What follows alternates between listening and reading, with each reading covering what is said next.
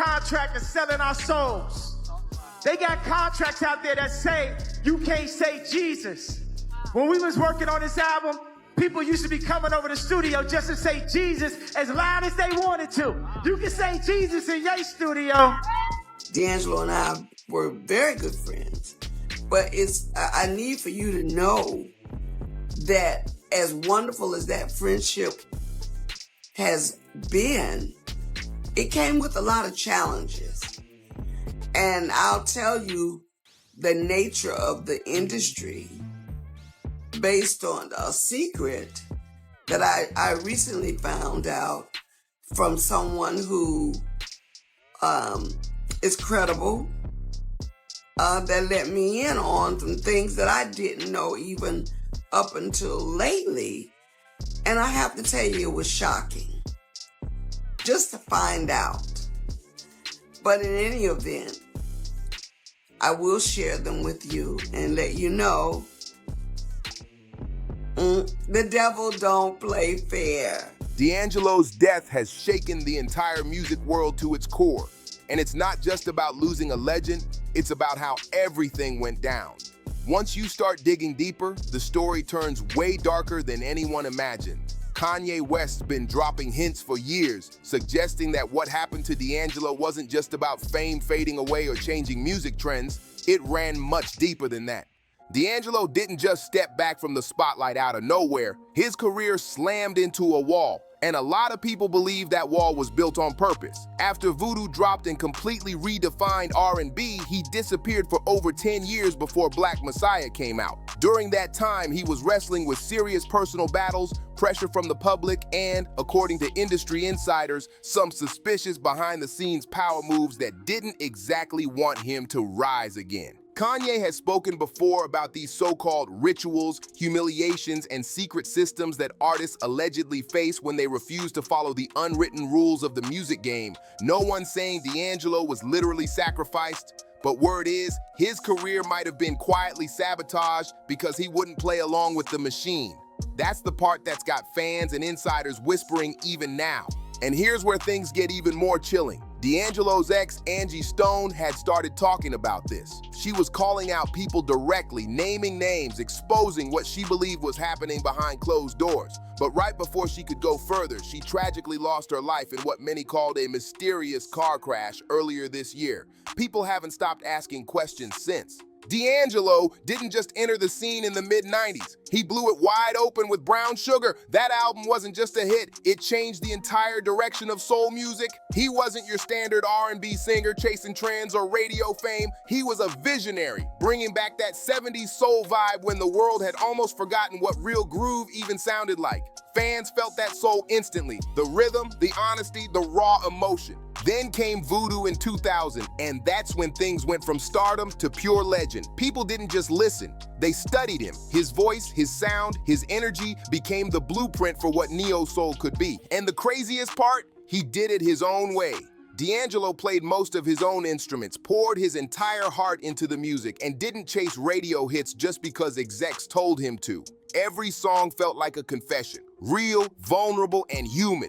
But here's the catch. That same independence that made him iconic also made him a threat to the system. Industry heads wanted control, catchy commercial songs, a polished image, and artists who'd smile for the cameras. They wanted someone they could package and predict, not a man who wanted truth over profit. D'Angelo wasn't built for fake smiles or backroom deals. He was spiritual, private, and laser-focused on meaning, not money. That's when the real tension started. Insiders have long whispered about those exclusive parties where the biggest names decide who climbs and who falls.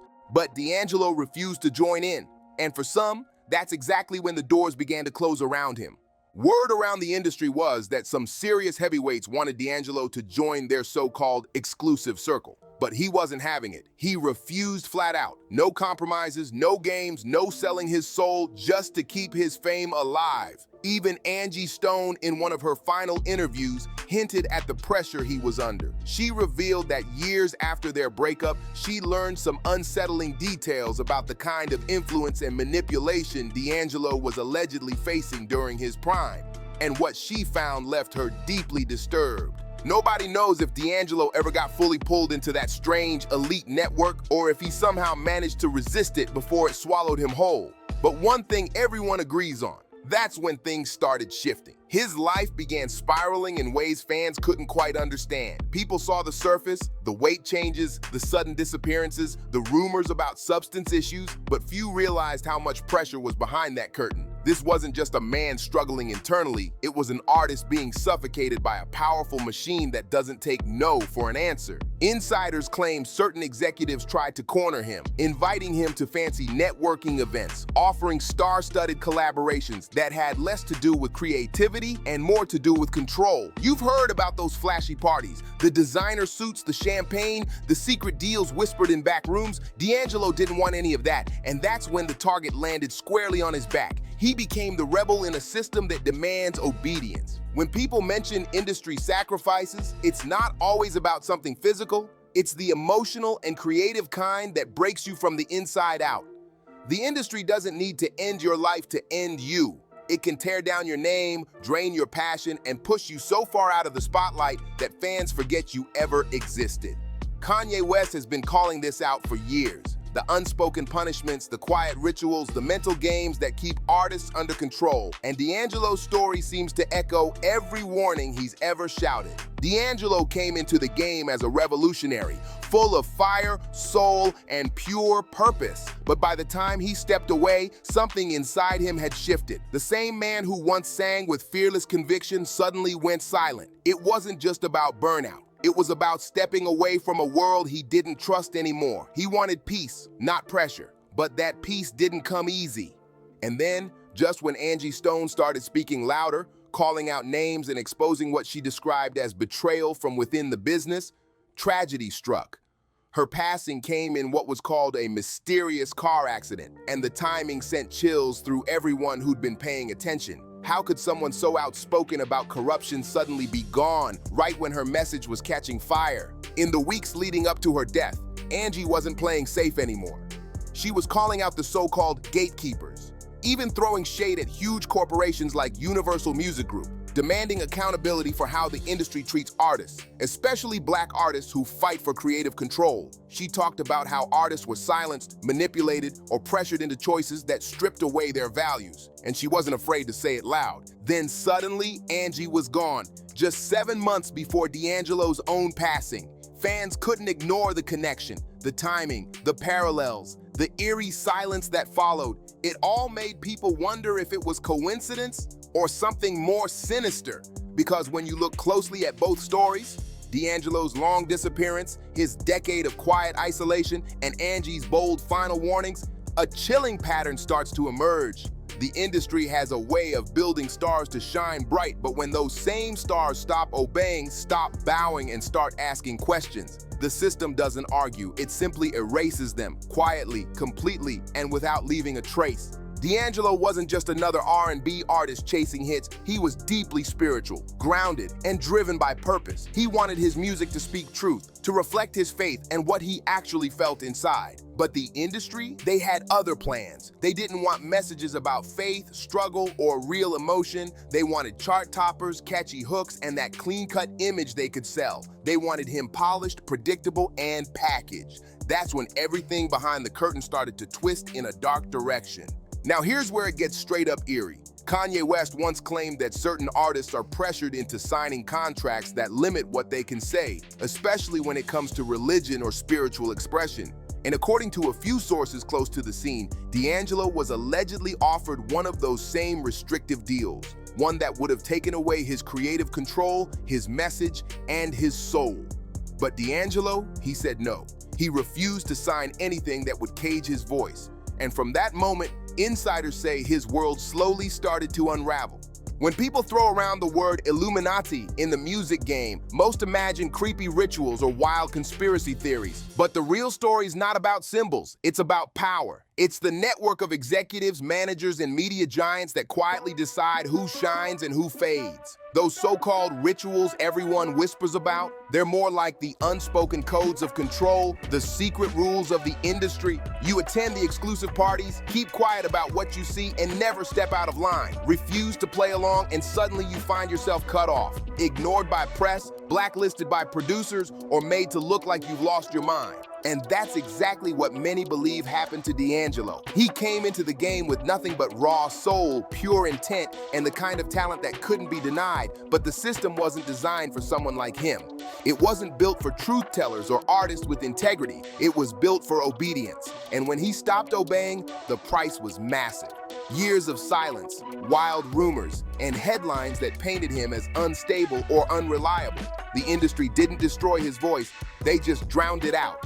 Put all the pieces together. D'Angelo's quiet retreat from fame, Angie Stone's haunting last interviews, and Kanye's non-stop warnings about the hidden pressures, and you start seeing a chilling picture form. This business isn't just about who sings the loudest or dances the best. It's about control, about who holds the power to shape what the world hears, sees, and believes. And the few artists brave enough to resist that power often end up paying with their peace, their reputation, and sometimes their lives. At the end of the day, these so-called sacrifices aren't always about something physical. They're about what the system takes from you piece by piece.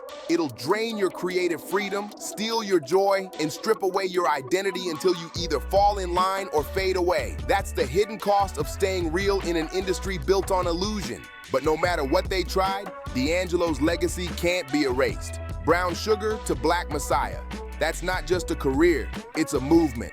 His music still moves souls and shakes hearts all over the world. One fan wrote on X, D'Angelo dropped Brown Sugar, disappeared for years, fought through the darkness, and came back with Black Messiah. That's real artistry. Those words hit different because they're true. His story shows that even when the world tries to silence your truth, real artistry always finds a way back into the light. Still, let's keep it real. D'Angelo's journey isn't just inspiring, it's a warning. In this business, raw talent doesn't always win. If you refuse to bend, if you keep your soul intact, the industry might just shut the door on you.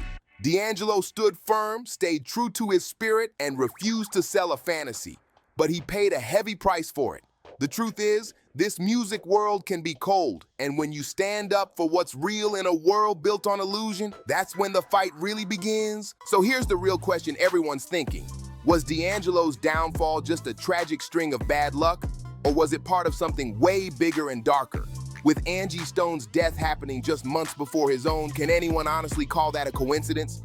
It feels too close, too connected, too strange to ignore. Something about it just doesn't sit right. Two powerful voices in soul music, both gone within months, both known for speaking their truth and refusing to play the industry's game. Could it all really be random? Or was there a pattern hiding in plain sight? I want to hear your thoughts on this. Do you think D'Angelo was targeted, silenced, or simply caught in something beyond his control? Drop your opinions in the comments, hit that like button, share this with someone who still rides for real soul, and make sure you subscribe for more deep dives like this. See you on the next one.